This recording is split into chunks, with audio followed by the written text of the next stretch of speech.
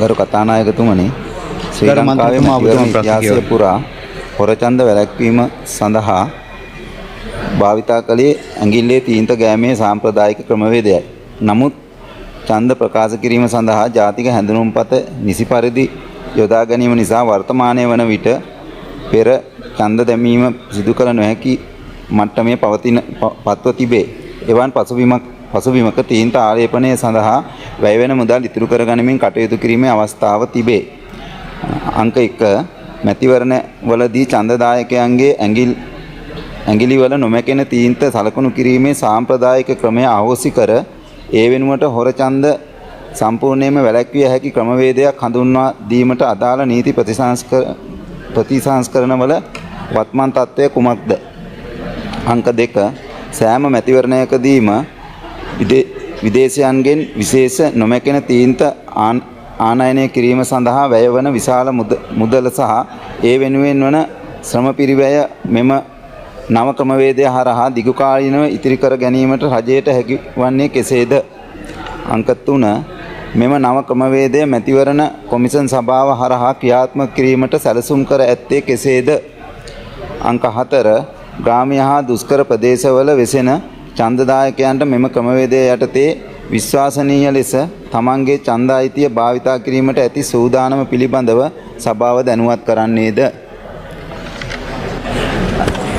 ගරු කතානායකතුමනි මට මොහොතක් දෙන්න මෙතුමාගේ ප්‍රශ්නයට පිළිතුරු සපයන්න පෙර හර්ෂණ රාජකරුණා මහතාගේ අර පුද්ගලික මන්ත්‍රී යෝජනාව පිළිබඳ මම පැහැදිලි කිරීමක් දැන් ඒකට මොකක්ද උනේ කියලා එක පනත් කෙටුම්පත් අංශය පාර්ලිමේන්තුවේ පනත් කෙටුම්පත් අංශය විසින් යවලා තියෙනවා නීතිපති දෙපාර්තමේන්තුවට. තාම පිළිතුරක් නීතිපති දෙපාර්තමේන්තුවෙන් ලැබිලා නැහැ. ලැබුණු වහාම ඒක සභාගත කරන්න තීන්දුව සභාගත කරනවා. බොහොම ස්තුතියි ගරු කතානායකතුමනි. ප්‍රශ්නාංක 1 2004 වර්ෂයට පෙර පැවති ඡන්ද විමසීම් වලදී එක් ඡන්දදායකයෙක් විසින් ඡන්දය දෙවරක් ප්‍රකාශයට පත් කිරීම හොර ඡන්ද දැමීම වැළැක්වීමට නොමැකෙන තීන්ත භාවිතා කර සියලු ඡන්දදායකයන් උචිත ලකුණින් සලකුණු කිරීමේ පියවර අනුගමනය කර ඇත. කෙසේ වෙතත් CA රිට් 356 ඇලයිරක් 2008 නඩු තීන්දුව සහ 2004 අංක 14 දරන ඡන්ද විමසීම් විශේෂ විධිවිධාන පනතේ 4 වන වගන්තිය ප්‍රකාරව 2004 වර්ෂයෙන් පසු පවත්වන ලද ඡන්ද විමසීම් වලදී සියලු ඡන්දදායකයන්ගේ අනන්‍යතාවය තහවුරු කර ගැනීමට ජාතික හැඳුනුම්පත හෝ වළංගු හැඳුනුම්පතක් ඉදිරිපත් කිරීම අනිවාර්ය කර ඇත. ඒ අනුව ජාතික හැඳුනුම්පත මගින් අනන්‍යතාවය තහවුරු කර ඡන්දය ප්‍රකාශ කිරීමට අවස්ථාව ලබා දෙන බැවින් ඇඟිල්ලෙහි තීන්ත ආලේප කිරීම සම්ප්‍රදායික ක්‍රමයක් වී ඇත. මෙම ක්‍රමය සියලු පනත් වලින් ඉවත් කිරීමට අවශ්‍ය නීති සකස් කිරීම සඳහා අමප ඇලයිරක් 26 ඇලයිරක් 1185 ඇලයිරක් 801 ඇලයිරක් 0.17 අංක දරන හා 2026 6/22 දින ඇති අමාත්‍ය මණ්ඩල තීරණය මගින් දැනුම් දී ඇත. ඇමුණුම 1 ප්‍රශ්නාංක 2 උචිත ලකුණින් සලකුණු කිරීම සඳහා නොමැකෙන තීන්ත ආනයනය කිරීම සඳහා විශාල පිරිවැයක් දැරීමට සිදුවන අතර වර්ෂ 2019 වසරේ පැවති ජනාධිපතිවරණයේදී ආනයනික නොමැකෙන තීන්ත පෑන් යොදාගෙන ඡන්දදායකින් සලකුණු කිරීම සඳහා රුපියල් 66 මිලියන 892,334ක මුදලක් වැය වී ඇත.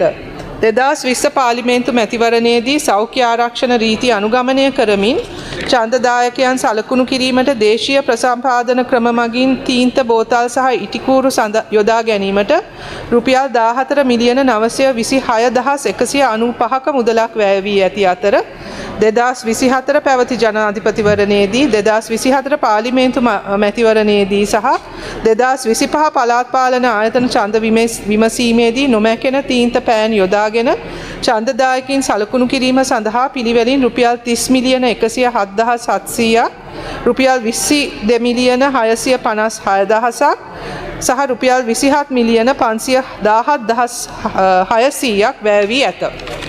එසේම නොමැකෙන තීන්ත භාවිතයට අමතරව සෑම ඡන්ද මධ්‍යස්ථානයකම සෑම පෝලිමක් සඳහා ඡන්දදායකයන් උචිත ලකුණින් සලකුණු කිරීමට වෙනමම නිලධාරියෙක් යෙදවීමටද සිදුවේ. ඒ අනුව 2024 ජනාධිපතිවරණයේදී 2024 පාර්ලිමේන්තු මැතිවරණයේදී සහ 2025 පළාත් පාලන ආයතන ඡන්ද විමසීමේදී පිළිවෙලින් ඡන්ද මධ්‍යස්ථාන 13421ක් 13380ක් සහ 13764ක් සඳහා සලකුණු කිරීමේ නිලධාරීන් 62700ක් පමණ යොදවා ඇති අතර ඒ සඳහා රුපියල් 203,775,000ක පමණ මුදලක් වැය වී ඇත. එම නිලධාරීන්ට ගෙවා ඇති සංයුක්ත දීමනා සහ ප්‍රවාහන වියදම් ඊට එකතු කළ විට මෙම අගය රුපියල් මිලියන 400ද ඉක්මවනු ඇත. ඒ අනුව මෙම නව ක්‍රමවේදය හඳුන්වා දීම හරහා ඉහත පරිදි විශාල මුදලක් රජයට ඉතිරි වී කරගත හැක. ප්‍රශ්නාංක 3 උචිත ලකුණින් සලකුණු කිරීමට අමතර වශයෙන් ඡන්දය ප්‍රකාශ කිරීමේදී වළංගු හැඳුනුම් පතක් මගින් ඡන්දදායකයාගේ අනන්‍යතාවය තහවුරු කර ගැනීම මැතිවරණ කොමිසම් සභාව මේ වන විටත් සිදු කරනු ලබන අතර ජාතික හැඳුනුම් පතට අමතර වශයෙන් ඒ ඡන්ද විමසීමේදී වළංගු ලෙස සලකනු ලබන හැඳුනුම් පත් කවරේද යන්නත් ප්‍රසිද්ධ කරනු ලබයි. උචිත ලකුණින් සලකුණු කිරීම මැතිවරණ පනත් වලින් ඉවත් කර වළංගු හැඳුනුම් පතක් මගින් ඡන්දදායකයන්ගේ අනන්‍යතාවය තහවුරු කර සිය ඡන්දය ප්‍රකාශ කිරීමේ අවස්ථාව ලබා දීම මැතිවරණ කොමිෂන් සභාව විසින් මෙම නීතිය සංශෝධනය වීමත් සමග ඉතිරි මැතිවරණවලදී සිදු කරනු ඇත. එසේම ඡන්ද හිමි නාමලේඛන සැකසීමේදී ඡන්ද හිමියන්ගේ බහු ඡන්ද ලියාපදිංචි වීමද මැතිවරණ කොමිෂන් සභාව විසින් වළක්වා ඇත.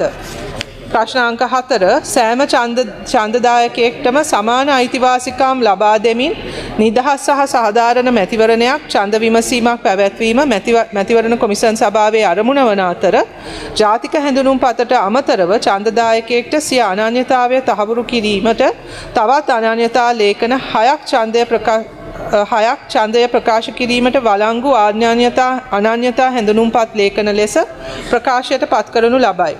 වළංගු අනන්‍යතා ලේඛන කිහිපයක් මගින් ඡන්දය ප්‍රකාශ කිරීමට අවස්ථාව ලබා දීමත් සහ හැඳුනුම් පතක් නොමැති ඡන්දදායකට ඡන්දය ප්‍රකාශ කිරීම සඳහාම පමණක් తాවකාලික සුදුසු වැඩපිළිවෙලක්ද මැතිවරණ කොමිසම් සභාව මගින් ක්‍රියාත්මක කරන බැවින් සෑම අයෙකුට සිය අනන්‍යතාවය තහවුරු කර ඡන්දය ප්‍රකාශ කිරීමට අවස්ථාවක් තිබීමත් නිසා ග්‍රාමීය හා දුෂ්කර ප්‍රදේශ ඇතුළු සියලුම ඡන්දදායකයන්ට විශ්වාසනීය ලෙස සිය ඡන්ද අයිතිය භාවිතා කිරීමට හැකිය.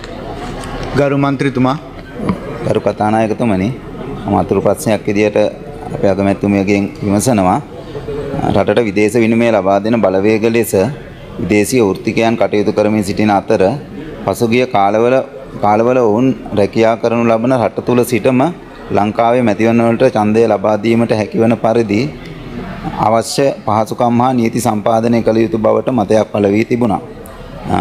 එවැනි තත්ත්වයක් ලබා දීමට හැකියාව තියනවාද කියන එක මම අගමැතිතුමගෙන් අහනවා. ඒ සඳහා කටයුතු ආරම්භ කිරීමට මැදිහත් වීමක් කරනවාද කියන ප්‍රෝග්‍රාමාත්තුමේ. ගරු කතානායකතුමනි ඒක ප්‍රතිපත්තියක් හැටියට අපි එකඟ වෙන අතර මේක ක්‍රියාත්මක කිරීමට සුදුසුම ක්‍රියාවලිය තහවුරු කරගන්න තමයි අපි මේ වෙලාවේ උත්සාහ කරන්නේ. විශේෂයෙන්ම අනන්‍යතාවය තහවුරු කිරීම පිළිබඳව තමා එතකොට අර ඩිජිටල් ID එකක් ඒ ක්‍රියාවලියත් සමග අපිට මේක ක්‍රියාත්මක කරන්න පුළුවන් වෙනවා ගරු කතානායකතුමනි. ඒ පිළිබඳ මැතිවරණ කොමිසම් සභාව මේ වෙනකොටත් වාර්තාවක් ඉදිරිපත් කළා තියෙනවා ක්‍රමවේද යෝජනා කළා මේ පිළිබඳව. ගරු මන්ත්‍රීතුමා තවත් එක කාරණයක් දැනගන්න කැමතියි. විශේෂයෙන්ම මැතිවරණ දවස්වලදී ඒ කියන්නේ මැතිවරණ තියෙන දවසේදී පුජ්‍යලික අංශයට ඡන්දය පාවිච්චි කිරීමේදී විශාල බාධාවන් පෞද්ගලික කාලවල වල මතුවුණා.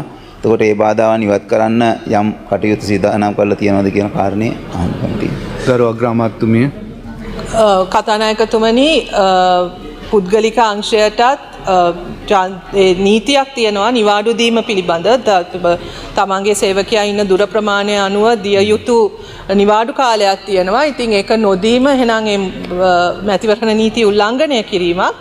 ඒකට අමතරව සමහර තැන්වලින් වාර්තා වෙලා තියෙනවා ඒ වැනි ප්‍රශ්න තියෙනවා කියන එක උන්ට දුර පළාත් වලට ගිහිලා අහපව් එන්න බැරි ප්‍රශ්න.